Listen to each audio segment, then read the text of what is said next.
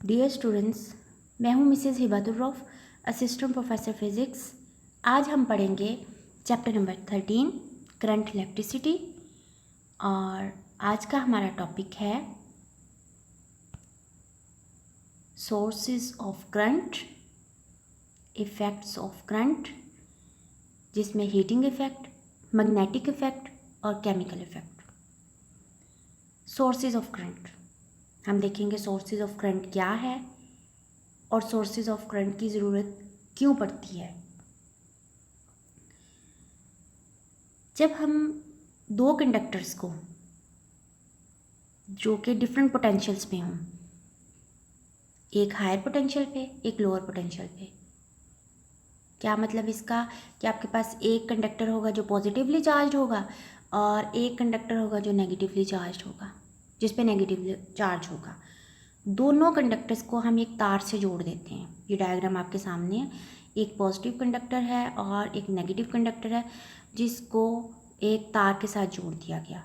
तो क्या हुआ, पॉजिटिव पोटेंशियल से जहाँ पे पॉजिटिव कंडक्टर है वहाँ से चार्जेस ने फ्लो करना शुरू किया, करंट ने फ्लो करना शुरू किया हायर लेवल से लोअर लेवल, क्योंकि चार्जेस फ्लो करेंगे। चार्जेस क्यों फ्लो करेंगे? क्यों दोनों डिफरेंट पोटेंशियल्स पे हैं। अब चार्जेस अट्रैक्ट होंगे, मूव करना शुरू करेंगे, इलेक्ट्रॉन मूव करना शुरू करेंगे। जैसे ही इलेक्ट्रॉन मूव करेंगे तो करंट फ्लो करेगा हायर पोटेंशियल यानी कि पॉजिटिव कंडक्टर से नेगेटिव कंडक्टर तक। ये फ्लो करता रहेगा तब तक जब तक कि दोनों साइड्स का पोटेंशियल सेम नहीं हो जाएगा। अब ये जहन में रखें, ये जो चार्जेस फ्लो कर रहे हैं और फ्लो ऑफ चार्जेस को हमने करंट कहा, ये बगैर किसी बैटरी के कर रहे हैं, खुद ब खुद फ्लो कर रहे हैं। और ये तब तक फ्लो करते रहेंगे जब तक कि दोनों टर्मिनल्स पे पोटेंशियल सेम नहीं हो जाएगा। जब पोटेंशियल सेम हो जाएगा ये तो उसके बाद पोटेंशियल की वैल्यू कांस्टेंट होगी और करंट फ्लो करना बंद हो जाएगा। अब यहाँ हमने देखा कि पॉजिटिव पोटेंशियल से नेगेटिव की तरफ, हायर पोटेंशियल से लोअर पोटेंशियल की तरफ करंट ने फ्लो किया, जिसको हम कन्वेंशनल करंट कहते हैं। तो इसमें ये देखा कि जब करंट ने फ्लो करना शुरू किया तो मैक्सिमम वैल्यू थी। आहिस्ता आहिस्ता चार्जेस का फ्लो कम होना शुरू हो गया, क्योंकि पोटेंशियल आहिस्ता आहिस्ता डिक्रीज़ हो रहा है। जैसे जैसे पोटेंशियल डिक्रीज़ होगा करंट का फ्लो भी कम हो जाएगा, यानी चार्जेस का फ्लो कम हो जाएगा। जैसे ही दोनों कंडक्टर सेम पोटेंशियल पे आएंगे करंट की वैल्यू ज़ीरो हो जाएगी। The current through the wire decreases from maximum value to zero. In order to have a constant current, the potential difference across the conductors or ends of the wire should be maintained constant. अगर हमारे पास हम चाहें कि current की value मौजूद हो हमारे पास constant, यानी कि कांस्टेंट करंट, कि हम कांस्टेंट करंट दे के पोटेंशियल डिफरेंस कंडक्टर के एंड्स पे कांस्टेंट पोटेंशियल डिफरेंस जो है वो मेंटेन कर सकें, तो हम क्या करेंगे? This is achieved by connecting the ends of the wire to the terminals of the device. तो हम इसको डिवाइस के टर्मिनल्स के साथ आप एक बैटरी कनेक्ट कर दें या कोई सोर्स कनेक्ट कर देंगे। सो जो डिवाइस हम कनेक्ट करेंगे टर्मिनल्स के साथ, यानी जो कंडक्टर है उसके टर्मिनल्स के साथ, उस डिवाइस को हम सोर्स ऑफ करंट कहेंगे। वो बैटरी भी हो सकती है, वो और भी डिफरेंट सोर्सेज हो सकते हैं जो हम आगे पढ़ते हैं। इस डायग्राम में आप देख सकते हैं ये बल्ब है, इसके साथ वायर है जिसको हमने कंडक्टर का नाम दिया, और इसमें हमने source of current battery use की है। इसमें इलेक्ट्रॉन की मूवमेंट नेगेटिव से पॉजिटिव टर्मिनल की तरफ दिखाई हुई है और करंट की मूवमेंट पॉजिटिव टर्मिनल से नेगेटिव टर्मिनल यानी हायर से लोअर की तरफ दिखाया हुआ, यानी कन्वेंशनल करंट फ्लो कर रहा है। अब ये जो सोर्स ऑफ करंट है, जैसे कि बैटरी, ये मेंटेन करेगा तकरीबन constant potential difference ends of the conductor, और लेकिन करंट फ्लो करेगा। हमने देखा जब बैटरी नहीं लगाई थी, सोर्स ऑफ करंट नहीं था, तो पोटेंशियल तो कांस्टेंट हो जाता है, पोटेंशियल डिफरेंस तो कांस्टेंट हो जाता है, लेकिन करंट फ्लो करना भी बंद हो जाता है, ज़ीरो हो जाता है।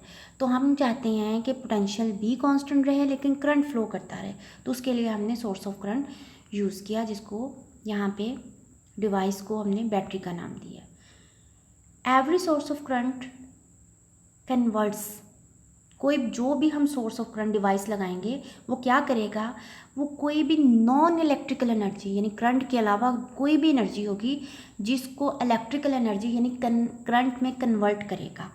There are many types of sources of current, few examples are given below. सबसे पहले हैं सेल्स। सेल्स क्या करते हैं, सेल्स दो तरह के होते हैं, एक प्राइमरी एक सेकेंडरी। सेल्स के अंदर केमिकल होता है और ये केमिकल एनर्जी को कन्वर्ट करते हैं इलेक्ट्रिकल एनर्जी में। ये जो प्राइमरी सेल्स और सेकेंडरी सेल्स की बात की है, प्राइमरी सेल्स वो होते हैं if charged once can not be recharged, इसको हम दोबारा चार्ज नहीं कर सकते। सेकेंडरी सेल्स कौन से होते हैं, अगर ये इनको चार्ज किया जाए और फिर उसके बाद डिस्चार्ज हो जाए तो दोबारा रिचार्ज किया जा सकता है।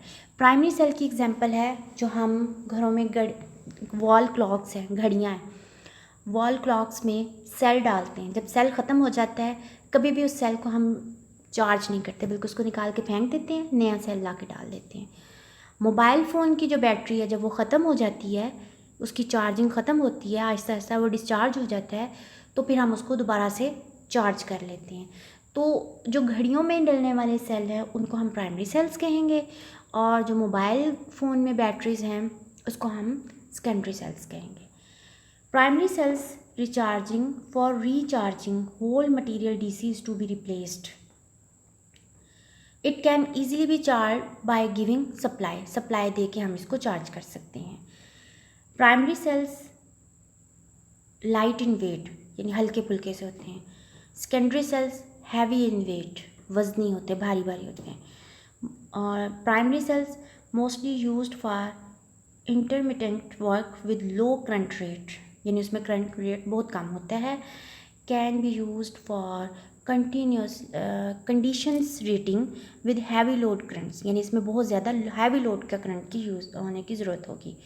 प्राइमरी सेल्स की लाइफ बहुत कम होती है और सेकेंडरी सेल्स की लाइफ ज़्यादा होती है यानी ड्यूरेशन।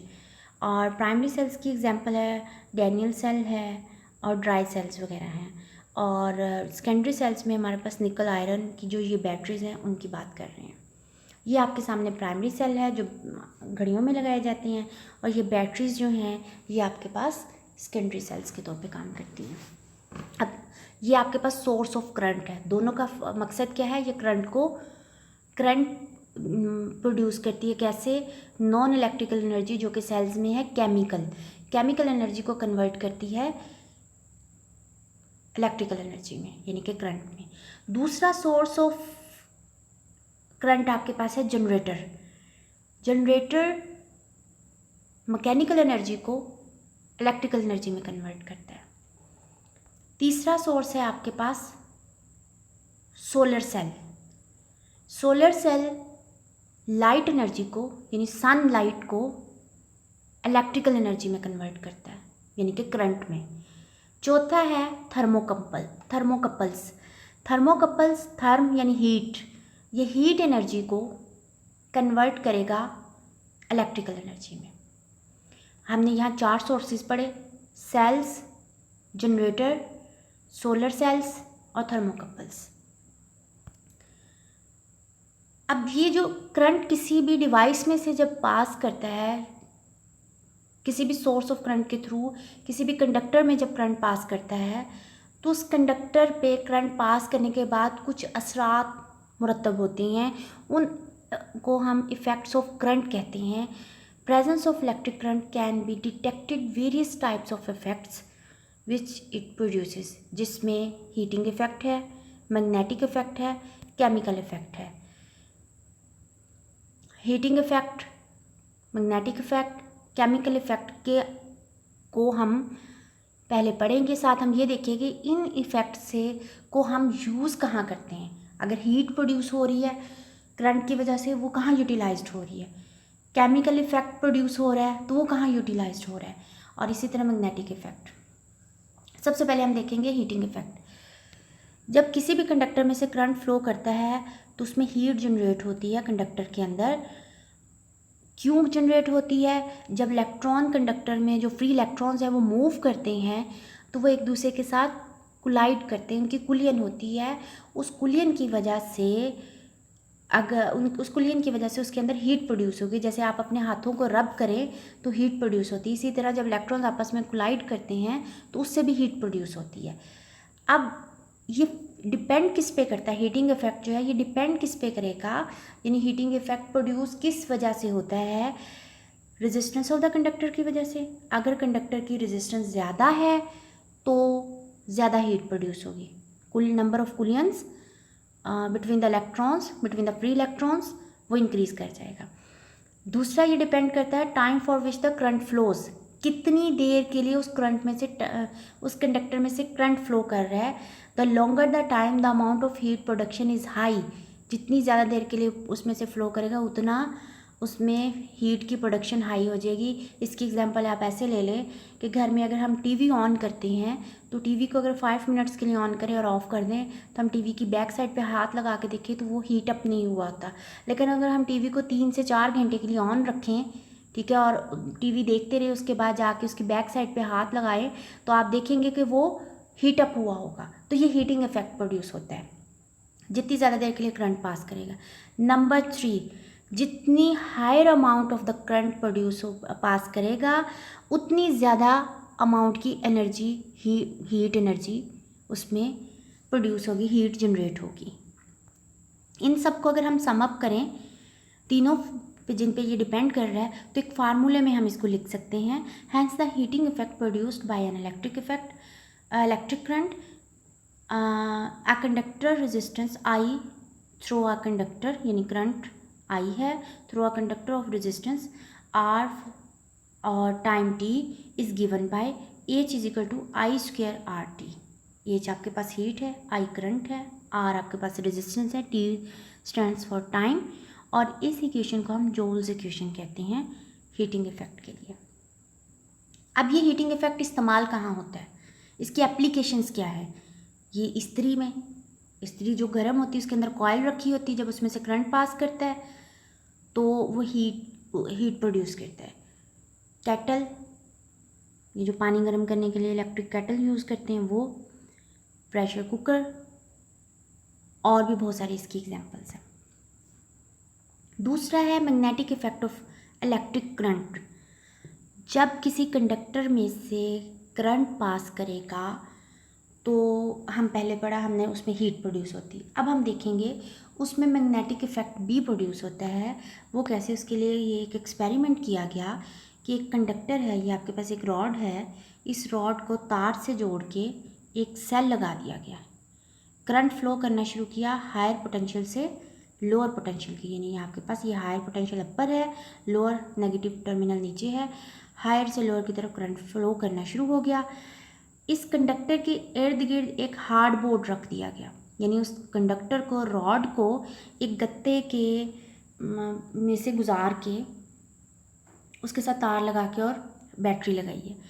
उस गत्ते के ऊपर हम कंपास रखेंगे। कंपास एक नीडल के तौर पे काम करती है।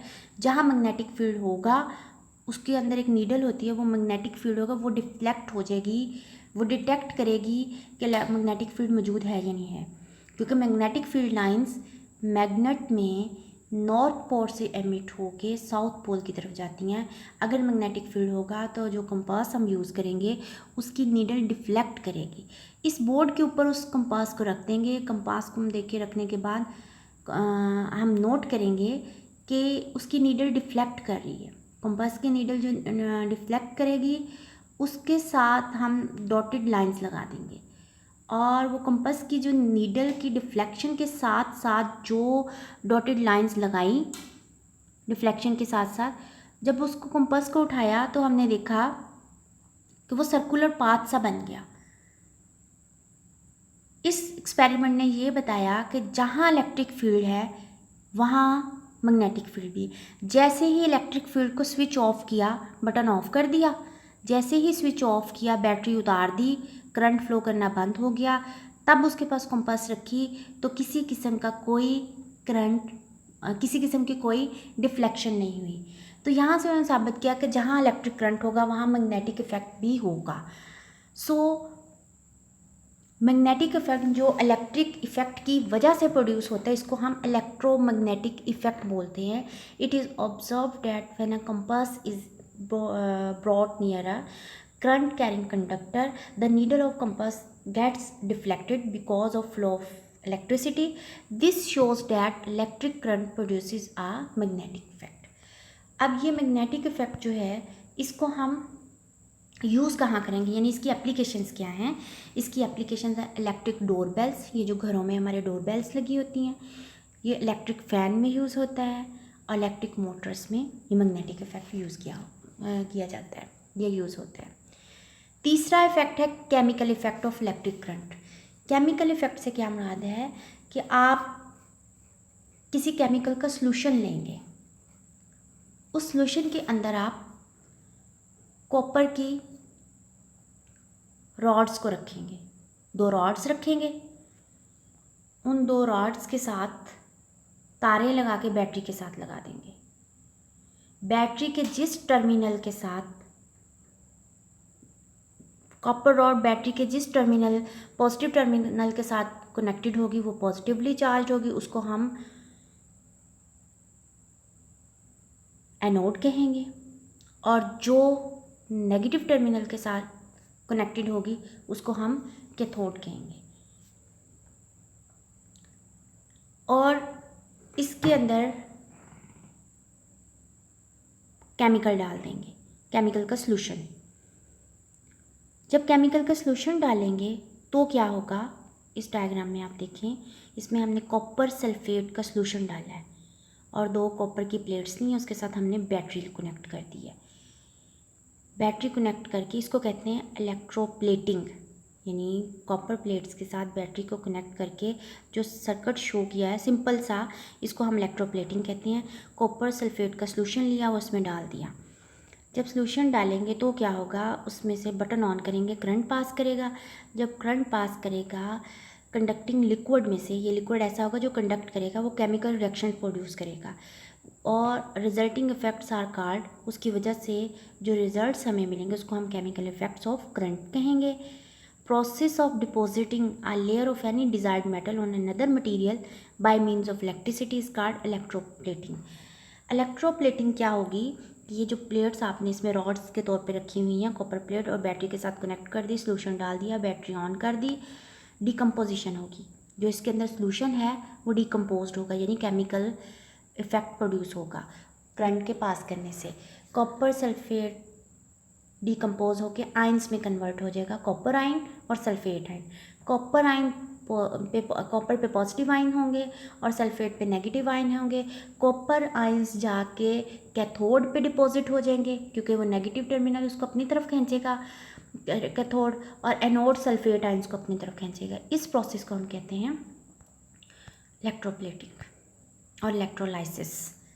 ठीक है, इलेक्ट्रोलाइसिस और electroplating. Chemical effect of electric current जो है, when the electric current passes through a conducting solution it causes chemical reaction, this is called chemical effect of electric current. और ये किस पे डिपेंड, किस पे करता है, या इफेक्ट जो है वो किस वजह से प्रोड्यूस होता है, या क्या उसके असरात मुरतब होते हैं. सबसे पहले जो उसके अंदर 2 रॉड्स रखी गई थी, उसके इर्द गिर्द गैस के बबल्स प्रोड्यूस होना शुरू होते हैं, जो इस चीज़ का सिम्टम होते हैं कि एक तो केमिकल डिकम्पोज हो गया है, डिकम्पोज होने के साथ साथ इलेक्ट्रॉन जो आयंस हैं वो इलेक्ट्रोड्स पे जाकर डिपॉजिट होना शुरू हो गए हैं.